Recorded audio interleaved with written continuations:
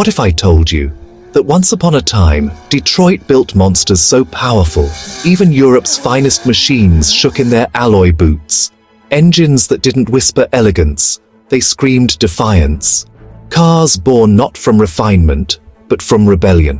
While Europe engineered perfection, America unleashed chaos on wheels, raw, loud, and utterly unstoppable. These weren't just cars, they were declarations of war. And for the first time, Europe realized the new world could outmuscle the old. This is the story of 6 American machines that made Europe's finest lose sleep. Cars so audacious, so uncompromising, that they forced an entire continent to rethink what power really means. Before we begin, let me quickly introduce myself. I'm Apex from Revved Tales, and here we uncover the hidden truths, the lies, and the legends buried under decades of horsepower. Now buckle up, because this story goes way deeper than you think. Car 1. The Ford GT40. The car that humiliated Ferrari. Let's start in 1963. Ferrari is untouchable. Enzo Ferrari, the old man himself, has turned Le Mans into his personal playground. 4 consecutive wins. The prancing horse doesn't just win races, it defines them. European sophistication, Italian passion, unmatched pedigree. And then, Henry Ford II walks into the picture. Ford wants to buy Ferrari, not just any deal, a complete takeover. The negotiations go well, right up until the final moment when Enzo pulls the plug, reportedly calling Henry Ford II's company a manufacturer of ugly little cars. The insult lands like a sledgehammer. And Henry Ford II, standing there in Italy, humiliated in front of his executives, says something that will echo through motorsport history. Go to Le Mans and kick Ferrari's ass. What happens next isn't just automotive history, it's revenge in its purest form. Ford dumps millions into a program that would create the GT40. They hire the best: Carroll Shelby, Ken Miles, Phil Remington, men who don't care about European tradition, who see racing as engineering warfare. The first attempts fail. 1964, disaster. 1965, mechanical failures. Ferrari keeps winning and Europe keeps laughing. But Ford doesn't quit. By 1966, everything changes. The GT40 Mark II arrives at Le Mans with a 7.0-litre V8, producing 485 horsepower. Brutal, loud, unapologetic American muscle. Ferrari brings their beautiful 330 P3s, elegant machines with V12 engines that sing like opera. But beauty doesn't win wars, power does. June 19, 1966, Le Mans, France. The checkered flag falls, and history splits in two. Ford takes first, second, and third place. A complete obliteration. Ferrari, nowhere. The photograph of 3 GT40s crossing the finish line in formation becomes one of motorsport's most iconic images. Not just because Ford won, but because they made it look easy. They didn't just beat Ferrari, they embarrassed them on their home turf, in front of the world. And they did it again in 67, 68, and 69.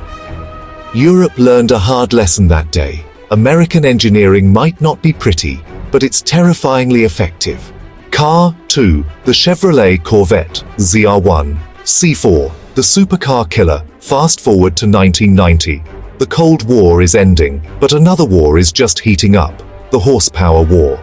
Europe's supercar scene is dominated by legends: Ferrari F40, Porsche 959, Lamborghini Countach. These are million-dollar dreams, cars that hang on bedroom walls, machines so exotic that seeing one in person feels like spotting a UFO. Then Chevrolet does something nobody expects. They take the Corvette, a car Europeans have long mocked as a plastic sports car, and turn it into a giant killer. The C4 Corvette ZR1, codenamed King of the Hill, debuts with an engine that shouldn't exist. Lotus Engineering, ironically a British company, helps GM develop the LT5, a 5.7-litre V8 with dual overhead cams, 32 valves, and 375 horsepower. But here's the kicker: it's not just the power, it's the price. While Ferrari's F40 costs $400,000 and Porsche's 959 pushes past $200,000, the ZR1 rolls out at $58,000. You read that right. $58,000 for a car that hits 180 mph and runs 0-60 in 4.5 seconds. It's not just a performance bargain, it's automotive heresy. European magazines panic. Car and Driver takes a ZR1 to Germany and runs it on the Autobahn. They hit 175 mph, sustained, comfortable, stable. They publish photos of the speedometer buried past 170. And suddenly, European supercar buyers are asking uncomfortable questions. Why am I paying 6 times more for 5% more performance? Porsche feels the heat most. The 911 Turbo, their flagship, costs twice as much and can't match the ZR1's top speed.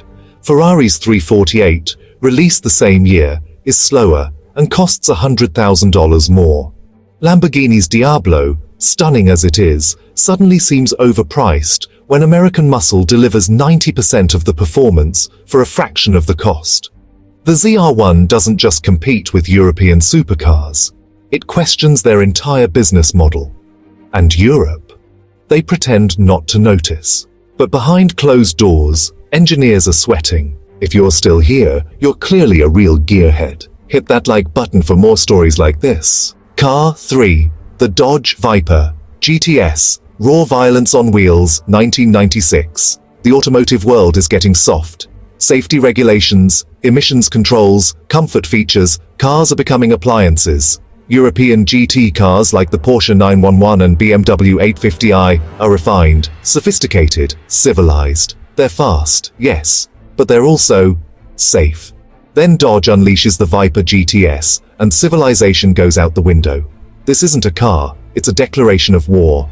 An 8.0-litre V10, yes, 10 cylinders, producing 450 horsepower and 490 pound-feet of torque. No traction control, no ABS, no airbags in early models, no apologies. It's a car designed by people who think safety features are for the weak.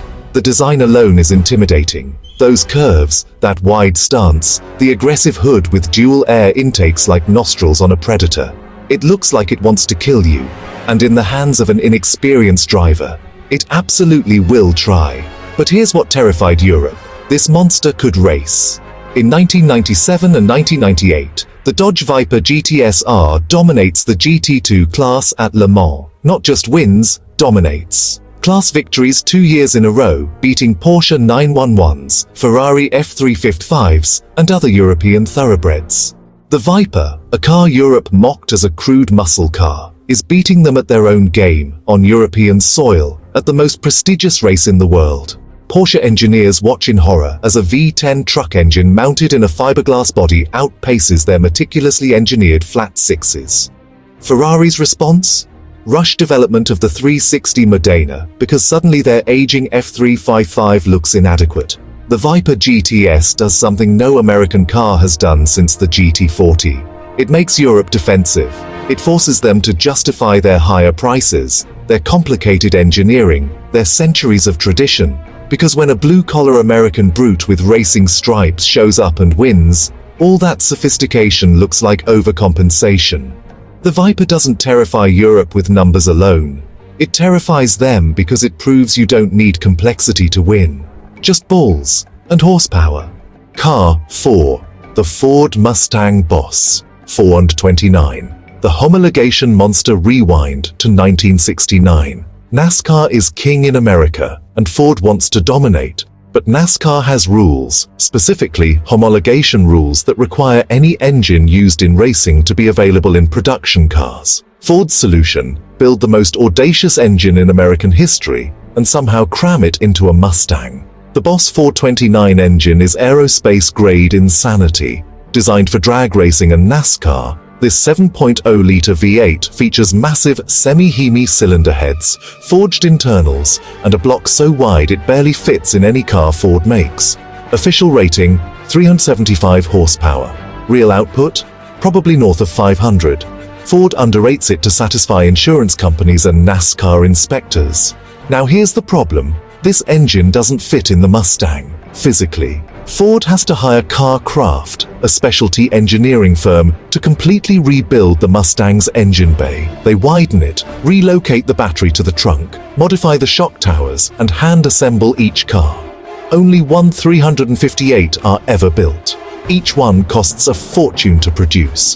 Why does this terrify Europe? Because in 1969, while Ferrari is building the gorgeous Daytona with a 4.4-liter V12 producing 352 horsepower, Ford is shoving 7 liters of Detroit Fury into a $4,000 muscle car. The Boss 429 makes the same power as Ferrari's flagship for a tenth of the price. It's faster in a straight line, sounds like artillery fire, and treats fuel economy like a suggestion. European brands, especially Mercedes and BMW, are trying to break into the American market with luxury sedans and refined sports cars. They're selling sophistication, engineering precision, heritage. And then they see American kids buying Mustangs with race engines and blowing past them on highways. The Boss 429 doesn't just outperform European cars. It makes them irrelevant to an entire generation of American buyers. It teaches Europe a hard lesson. Americans don't care about your heritage. They care about horsepower per dollar. And on that metric, Europe can't compete. The Boss 429 isn't just a muscle car. It's a middle finger to European elitism, wrapped in factory paint and street-legal registration. Subscribe if you love uncovering the secrets car companies don't want you to know. Car 5. The Chevrolet Corvette Z06 C5, Europe's wake-up call. By 2001, European brands think they've figured out America. They build fast cars in straight lines, they say. But handling, refinement, that's ours. Porsche dominates with the 911, Ferrari with the 360 Modena, BMW with the M3. These are driver's cars, machines that carve corners with surgical precision. Then Chevrolet releases the C5 Corvette Z06, and Europe's assumptions shatter like tempered glass. This car is different. It's not just powerful, it's smart. The LS6 V8 produces 385 horsepower from 5.7 liters, but that's not the story. The story is the chassis. Corvette engineers, working with input from racing programs, create a platform that weighs just 315 pounds. That's lighter than a Porsche 911 Turbo. Lighter than a Ferrari 360. It uses a titanium exhaust, magnesium floor panels, and a fixed roof to maximize rigidity. And then there's the suspension.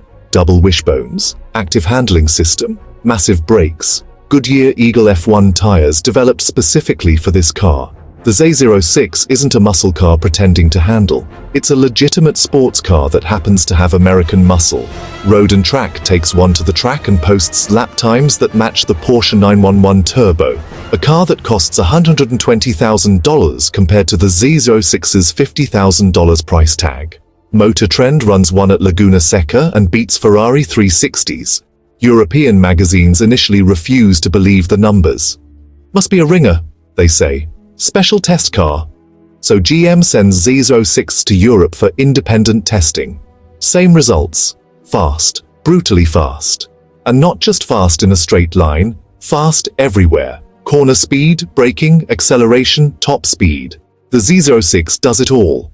Porsche's response? Rush the 996 GT3 into production. Ferrari accelerates development of the Challenge Stradale. BMW pushes the M3 CSL program. The Z06 doesn't just compete with European sports cars, it forces them to evolve. But here's the real terror for Europe. Chevrolet proved that American engineering has caught up. The Z06 isn't winning because of brute force alone. It's winning because it's a better car. Better engineering, better performance, better value. And that's unforgivable in European eyes. The C5 Z06 is the moment Europe realizes they're no longer competing against cowboys. They're competing against engineers who've been studying, learning, and evolving. And those engineers just built something better. Car 6, the Ford Shelby GT500, 2007. The 500 horsepower middle finger, 2007. The horsepower wars are back, baby. After years of emissions regulations and corporate caution, American automakers remember what they do best, building absurdly powerful cars for absurdly low prices. Ford brings back the Shelby GT500 nameplate, and they don't mess around. A 5.4-liter supercharged V8, producing 500 horsepower.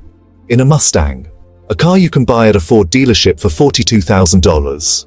Europe is selling the BMW M3 with 414 horsepower for $55,000. The Mercedes C63 AMG has 451 horsepower for $57,000. Audi's RS4, 420 horsepower, $66,000. These are serious performance sedans, the best Europe has to offer in the attainable performance category. And then there's the GT500, a two-door muscle car with 500 horsepower that costs less than all of them and will absolutely destroy them in a straight line. 0 to 60, 4.5 seconds. Quarter mile, 12.7 seconds at 115 mph. Top speed, limited to 155 mph, but the car wants to go faster. The supercharger whine is audible from blocks away, a mechanical scream that announces your arrival like a herald trumpet. European brands panic because the GT500 exposes their pricing strategy. BMW charges $55,000 for their M3 and justifies it with engineering excellence and brand heritage. But when a Mustang with 86 more horsepower costs $13,000 less, buyers start asking uncomfortable questions. Sales numbers tell the story. The 2007 GT500 sells out immediately. Dealers charge markups. Waiting lists stretch for months. Meanwhile, M3 sales slow. C63 AMG sales slow. The RS4 becomes a tough sell. But the terror doesn't stop at sales numbers. In 2007, a modified GT500 runs the Nürburgring, Europe's sacred proving ground, the Green Hell, and posts competitive times. Not record-breaking, but competitive. A Mustang, a car Europeans have mocked for decades as a parking lot cruiser, running respectable lap times at the Nürburgring. Porsche engineers are furious. This shouldn't be possible, they mutter in Stuttgart. But it is possible, because Ford didn't care about European rules. They built a car for American buyers who want power, drama, and value, and it turns out that recipe works everywhere. The 2007 GT500 doesn't just compete with European performance cars, it undermines their entire value proposition. It proves that you don't need German engineering or Italian passion to build something thrilling. You just need a supercharger, a solid chassis, and the courage to say, more is more. And that philosophy?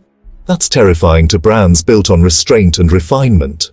That's how American steel shook the European elite. Not with luxury, but with pure, unapologetic power. 6 cars that refused to play by European rules, 6 machines that proved horsepower doesn't need a passport, and 6 moments when Detroit made Stuttgart, Maranello, and Munich look over their shoulders and wonder, what if they're right? The GT40 taught Europe that revenge is a dish best served at 200 mm so. The ZR1 proved that performance doesn't require a 6-figure price tag. The Viper showed that violence has a place on the racetrack. The Boss 429 made European exotics irrelevant to an entire generation. The C5 Z06 matched European precision with American determination. And the GT500, it was a 500 horsepower reminder that America never stopped building legends. These weren't just cars, they were statements. They were challenges. They were proof that the American way, bigger, louder, faster, cheaper, isn't wrong. It's just different. And sometimes, it's better. But next time, we'll uncover the one American car that even Europe tried to copy. The machine so revolutionary, so perfect, that European brands spent decades trying to build their own version and failed every single time. I'm Apex and this was Revved Tales. Like, subscribe and join the adventure.